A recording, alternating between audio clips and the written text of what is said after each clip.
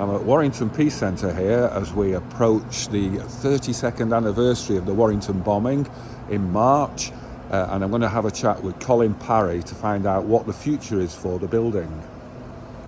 Okay, I'm here with Colin Parry at the Peace Centre here in Warrington. Colin, what's the future for the Peace Centre? Well, the building itself will be sold to Warrington Borough Council, and the council intend to make the building into a special educational needs facility for young people in the town who are either over 16 or over 19. So I'm not quite sure what the numbers are, but I've heard figures bandied around about maybe up to 100 children. This would be their place of education once the sale is completed, and of course once the council have adapted the building, because they will make significant changes to it. I mean, it's the first time I've been in for a while, and as we can see now, it's quite hollow compared to how it was previously.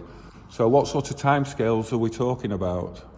Well, if I tell you that we first started talking to the council in 2021, and here we are in early 2025, you can see it's been a very, very slow process.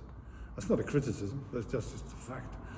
However, we now confidently expect that the council will ratify the purchase of the building late in March, and that would conclude the negotiation. The building would become their property, we would move out, and we would move the charity into a new form.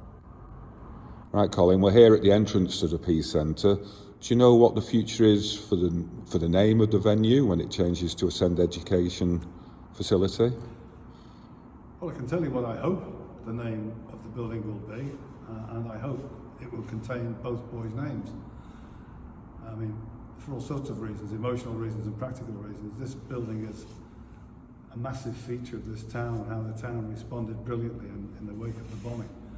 And we very proudly set up a building and a charity which we care deeply about. I accept that the purpose of the building will change, but I do implore the charity or the council keep the boys' names in the title of this building. I think it would be an absolutely desperately bad decision to remove the boys' names if they did so.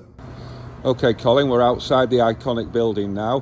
What's the future for the charity as we approach the 32nd anniversary of the Warrington bombing? Well, for quite some time, the work we've been doing historically has been increasingly difficult to acquire. And if you factor in COVID and the cost of employing people, we reached the point where the charity was no longer viable.